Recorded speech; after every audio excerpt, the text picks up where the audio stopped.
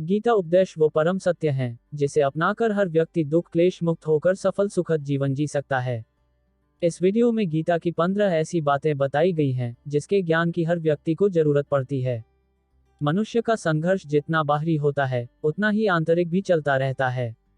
सोच और कर्म का संतुलन ही सफल जीवन का मंत्र है। सही गलत और उचित निर्णय की दुविधा में फंसे व्यक्ति को गीता के इन उपदेश से मानसिक संबल और धैर्य मिलता है। विश्वास की ताकत। तुम अपने विश्वासों की उपज हो। तुम जिस चीज में विश्वास करते हो, तुम वही बन जाते हो। जो स्वयं पर विश्वास करते हुए लक्ष्य की ओर बढ़ते रहते हैं, उन्हें सफलता जरूर मिलती है। अगर व्यक्ति अपने लक्ष्य के लिए कर्म में पूरे मन से लग जाता है और उसे कर्म करने से खुशी मिलती है, तो सफलता उससे दूर नहीं।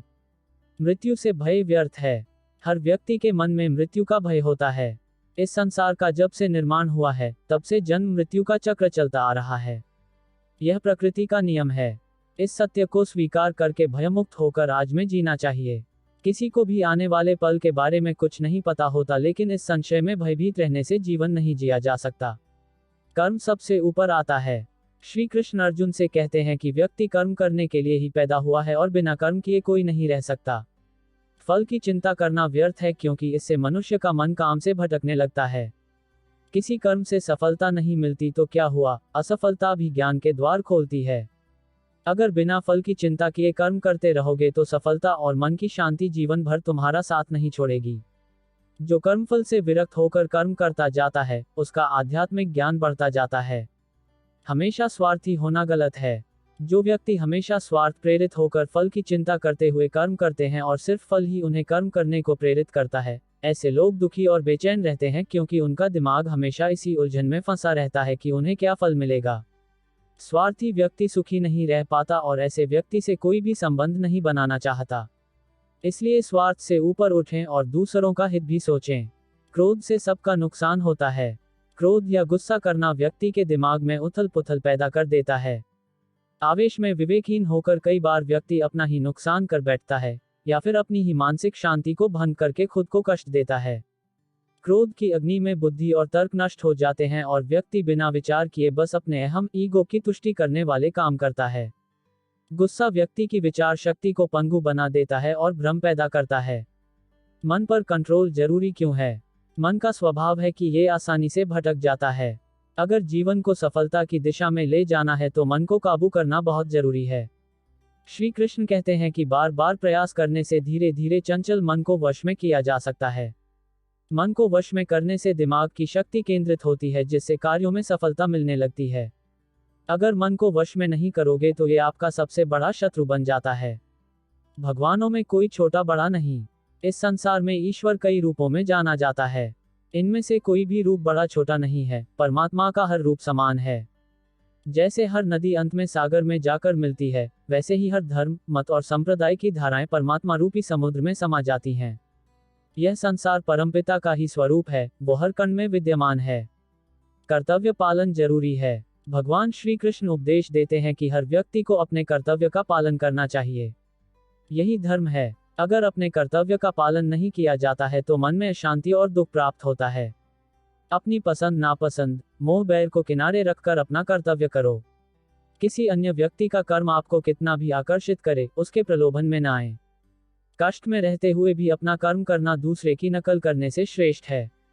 अपने कर्म और कर्तव्य का पालन ही जीवन का सही मार्ग है, क्योंकि कर्म करना अकर्मण्यता से हमेशा बेहतर है। कर्तव्य में दोष देखकर पीछे न हटें, क्योंकि हर कर्म में कोई न कोई छोटा बड़ा दोष हो सकता है, जैसे अग्नि के साथ धुआं भी होता है।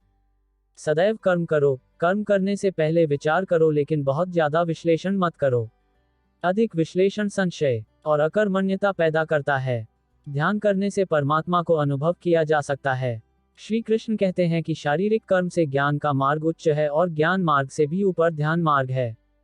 ध्यान मार्ग पर बढ़ने से ईश्वर को अनुभव किया जा सकता है। जो व्यक्ति मन और इंद्रियों को शांत करके पूर्ण विश्वास से अपना ध्यान भगवान में लगाता है, उसे ईश्वर का ज्ञान और अस्तित्व अवश्य अनुभव होता है। जो हर जगह हर जीव मनुष्य में ईश्वर को देखता है, सबके हित में लगा रहता है, उस पर परमपिता अवश्य कृपा करते हैं। ज्ञान मार्ग हो या भक्ति मार्ग, समर्पण प्रेम विश्वास ही आपको ईश्वर के प्रकाश की ओर ले जाता है। भगवान की पूजा बहुत से लोग करते हैं, लेकिन उनको शांति क्यों नहीं मिलती? क्योंकि भगवान आपके मन में निवास करता है, उसे पता है कि आपका भाव क्या है। अधिक शक करने वाला कभी खुश नहीं रह सकता। श्री कृष्ण गीता में कहते हैं कि संशय करने वाले का विनाश हो जाता है, इसलिए संदेह करने से बचें। अधिक संदेह करने से मन की शांति भंग हो जाती और व्यक्ति भ्रमित होकर अपने संबंधों को नष्ट कर डालता है। जिसे शक करने की आदत पड़ जाती है, उसे इस लोक या परलोक में भी शांति नहीं मिलती। सत्य की खोज ठीक है, लेकिन बिना सच जाने कल्पनावश होकर संदेह करने का अंत दुख क्लेश पश्चाताप के रूप में होता है।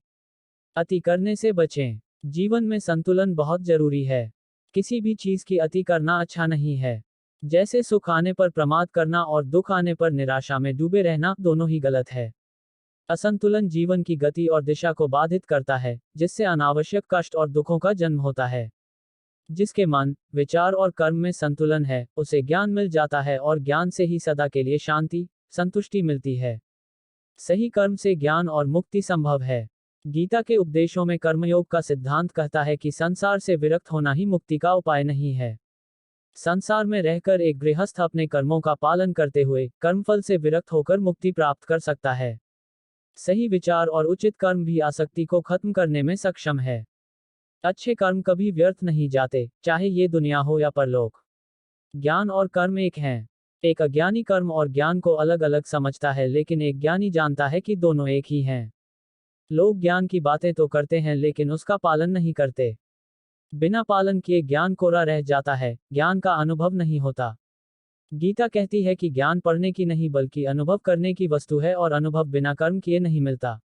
इच्छा दुखों का मूल है। इस संसार में जितनी भी चीजें सांसारिक सुख की श्रेणी में आती हैं, उनकी एक शुरुआत और अंत जरूर होता है। इन सांसारिक सुखों का अंत दुख, कष्ट और दुर्गति के रूप में होता है। इच्छाओं का अंत नहीं है, एक पूरी होती है तो दूसरी नई इच्छा आ जाती है। हर इच्छा से प्रेरित होकर कर्म करना गलत है, क्योंकि ऐसे तो अनुचित कार्य भी होंगे। इच्छाओं से विचलित न हो, उन्हें एक विरक्त दर्शक बनकर देखो और वे चली जाएंगी। भगवान ही सबसे बड़ा सहारा है। परमपिता ही एकमात्र हमारे आधार है और अपने हैं। इस संसार में कोई भी अकेला नहीं है। ईश्वर में विश्वास रखते हुए जो मनुष्य कर्मपथ पर बढ़ता जाता है, वो सदा शांति, सुख और मुक्ति पाता है। भूत और भविष्य की चिंता करना व्यर्थ है, वर्तमान ही सत्य है। जो भी पूर्ण समर्पण से ईश्वर की शरण में आता है, परमात्मा उसका कल्याण अवश्य करते हैं।